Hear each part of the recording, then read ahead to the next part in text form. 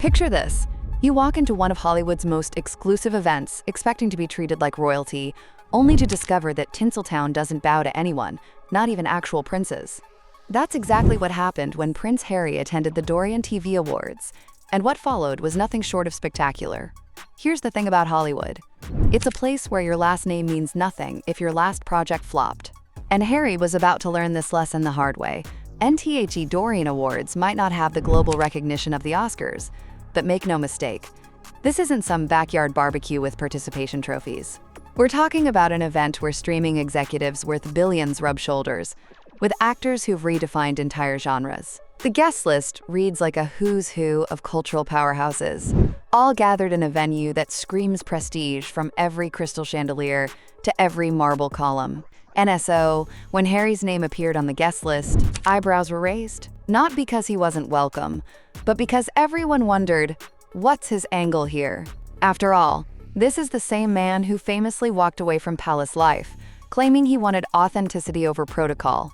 Yet here he was, stepping into Hollywood's version of high society. NBUT. Here's where things get interesting. About a week before the event, the organizers received what can only be described as the most tone-deaf email in award show history. Harry's representatives didn't call to confirm his dietary preferences or ask about parking arrangements. No, their request was far more revealing of what was really going on in Harry's mind. They wanted him introduced as His Royal Highness, Prince Harry. 3 simple words that would have meant everything to him and absolutely nothing to the room he was trying to impress. Now let's pause here because this is where the story gets fascinating from a psychological standpoint. Remember, this is 2024. It's been 4 years since Harry officially stepped back from royal duties.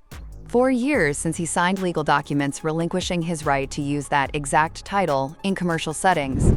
4 years of building a brand around being the rebellious prince who chose freedom over formality. Yet here he was, behind closed doors, clinging to the very thing he'd publicly rejected. NTHE organizers found themselves in an awkward position. They weren't being difficult. They were following the law. Harry legally cannot use the His Royal Highness title for commercial appearances, which this absolutely was. It's not a matter of respect or recognition, it's black and white legal territory. Their response was diplomatic, but firm. We'll be happy to introduce him as Prince Harry, Duke of Sussex. Perfectly respectful, technically accurate, and completely reasonable. NBUT apparently. Not good enough. And fast forward to the night of the gala. The red carpet is buzzing with energy. Photographers are shouting names, reporters are conducting rapid-fire interviews, and there's that electric anticipation that only comes with A-list events. Then Harry arrives, alone. Meghan's absence was immediately noticeable. In Hollywood, when half of a power couple skips a major event, people talk. Officially, her team cited scheduling conflicts. Unofficially, industry insiders were already connecting dots that painted a very different picture. Harry walked that red carpet with the kind of stiff confidence that screams internal turmoil. You know that, look, when someone's trying so hard to appear unbothered that they end up looking incredibly bothered. The usual sparkle that made him so charismatic during his royal years? Nowhere to be found. And inside the ballroom, the atmosphere was everything you'd expect from a high-end Hollywood gathering. Conversations about million-dollar deals mixed with gossip about who's dating whom. Champagne flowed, egos were stroked, and everyone was performing the delicate dance of networking disguised as socializing. Then came the moment everyone was waiting for. Harry's introduction. NTHE host, smooth and professional as expected, stepped up to the microphone. The room quieted in that particular way audiences do when they sense something significant is about to happen. You could practically feel the collective inhale. Please welcome Prince Harry, Duke of Sussex. Simple, respectful, accurate, and, apparently, devastating. What happened next will probably be studied in PR disaster classes for years to come. Instead of the gracious acknowledgement everyone expected, Harry's face underwent a transformation that was visible even from the back of the room. The polite smile cracked and fell away like a mask someone had yanked off. His jaw tightened with the kind of tension that suggests someone counting to 10 to avoid saying something they'll regret. NBUT. Here's the thing. He didn't say anything. He didn't have to. His body language was screaming loud enough for the entire ballroom to hear. What felt like an eternity but was probably only seconds, Harry sat frozen in his chair. The applause that had started for him began to peter out as people realized something was seriously wrong. You could see guests leaning toward each other, confused expressions spreading across faces like ripples in a pond. When Harry finally moved, it wasn't toward the stage where he was expected to go. Instead, he stood up with the kind of deliberate slowness that suggests barely contained fury and began walking toward the exit, NNOT, the discreet side exit that celebrities often use to avoid attention. The main exit, the one that required him to walk directly through the center of the room, past hundreds of phones that were now very much recording. NTHE sound of those ballroom doors slamming shut echoed like a gunshot. One moment the room was buzzing with typical gala energy, the next it was dead silent, except for the distant sound of expensive heels clicking on marble as people shifted uncomfortably in their seats. And then, as if someone had flipped a switch, chaos erupted. Phones emerged from purses and jacket pockets faster than you could blink. Within minutes, not hours, minutes, the footage was everywhere. Twitter exploded with takes ranging from sympathetic to savage. TikTok users were already creating content that would rack up millions of views. Instagram stories were buzzing with behind-the-scenes commentary from people who'd witnessed the whole thing. NTHE memes were brutal and instant. One showed a toddler throwing a tantrum with the caption, "When you quit your job but still want the employee discount." Another featured a split screen, Meghan looking serene in workout clothes on one side, Harry, mid-storm out on the other, captioned, "Choose your fighter." NBUT behind the humor was something much more serious happening. This wasn't just entertainment, it was a real-time destruction of a carefully crafted public image. And back inside the ballroom, the confusion was palpable. These are people who've seen everything Hollywood has to offer in terms of drama and ego clashes. But this was different. This felt personal in a way that made everyone uncomfortable. One guest later described it as watching someone's identity crisis play out in public. Another said it was like seeing someone realize they'd misread the room so badly that there was no recovery possible. NTHE organizers were in damage control mode before Harry's car had even left the parking lot. This was supposed to be a celebration of television excellence, not a viral moment about royal entitlement.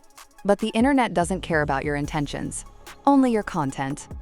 Meanwhile, back in Montecito, Meghan's absence was looking more strategic by the minute. While Harry was providing ammunition for every talk show host and social media comedian in America, she was maintaining her distance from the fallout. Sources close to the couple began whispering about tensions that had been building for months. Apparently, Meghan had specifically advised against pushing the His Royal Highness issue. She'd seen this event as an opportunity to network and build relationships, not to relitigate royal protocol. Her absence wasn't a scheduling conflict.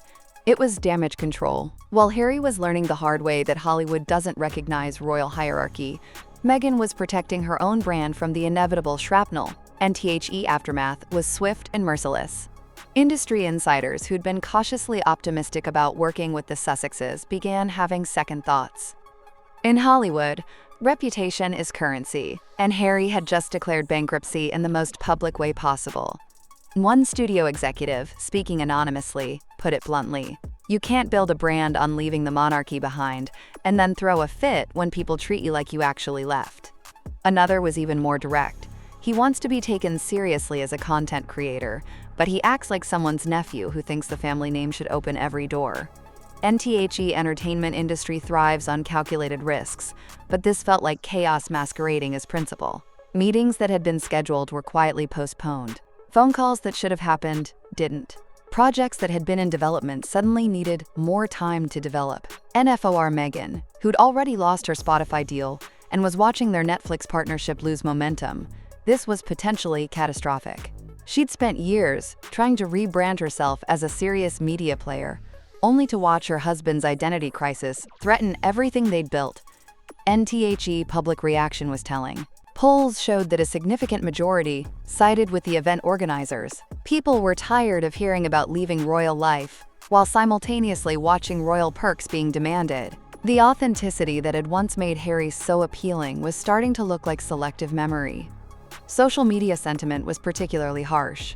Comments ranged from disappointed to downright hostile. "You can't have it both ways," became a rallying cry for critics who felt Harry was trying to monetize his royal connections while claiming to reject royal traditions. NBUT, perhaps the most damaging aspect wasn't the immediate reaction. It was what it revealed about Harry's state of mind. This wasn't a calculated move or a principled stand. This was someone so disconnected from reality that he thought a Hollywood gala would follow Buckingham Palace protocol. Psychological implications are fascinating. Here's a man who spent his entire adult life publicly struggling with his role in the royal family, finally breaks free, moves to California, starts a new life, and then melts down when that new life doesn't automatically grant him the same deference his old life did. It's almost tragic when you think about it. Harry had everything he claimed to want: freedom from royal constraints, a chance to build something meaningful on his own terms, distance from the institution that had caused him so much pain. But when push came to shove, he couldn't let go of the very thing he'd fought so hard to escape. The entertainment industry isn't known for its compassion toward public meltdowns, and this one was particularly hard to defend. Unlike previous controversies that could be spun as misunderstandings or media manipulation, this was Harry's own doing, captured in real time, with no context that could soften the blow. For someone who'd built his post-royal brand on authenticity and breaking free from tradition, demanding traditional royal protocol in the least traditional setting possible was more than ironic. It was brand suicide. The ripple effects continue to spread. Industry connections that took years to build are evaporating overnight. Public sympathy that survived family feuds and explosive interviews is finally running out. And the couple that once represented a fairy tale modern love story is starting to look like a cautionary tale about the price of not knowing who you really are. The most telling detail might be what happened in the days following the incident. While social media continued to buzz with commentary and analysis, Harry remained conspicuously silent. No clarifying statements, no damage control interviews, no attempts to explain or contextualize what had happened. That silence speaks volumes. Sometimes the loudest message is the one you don't send. So what happens next? That's the question everyone in Hollywood is asking, and nobody has a good answer for. Harry's at a crossroads that he created for himself, and every path forward requires him to make a choice he's been avoiding for years. He can fully embrace the post-royal identity he claims to want, which means accepting that titles and protocol died when he signed those papers in 2020.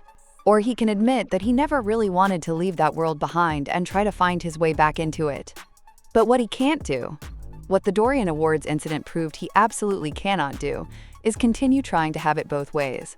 Hollywood might be a place where people reinvent themselves constantly, but it's also a place where authenticity is everything.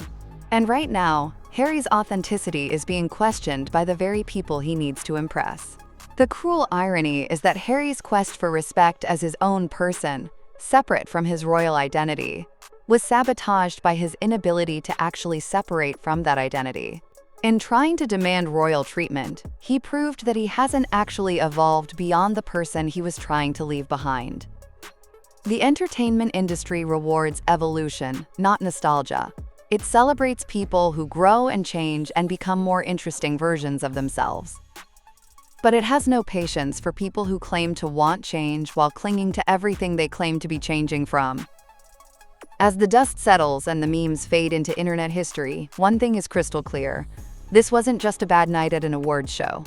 This was a moment of truth that revealed exactly who Harry really is when the cameras are rolling and the stakes are real. And the truth isn't particularly flattering. NTHE spotlight is still there, waiting for his next move. But now everyone's watching to see if he's learned anything from this spectacular miscalculation, or if he's going to keep making the same mistakes with different audiences, until there's no audience left to disappoint. Because in the end, Hollywood's rule is simple: entertain us or get out of the way. And right now, Harry's entertainment value is coming from all the wrong reasons.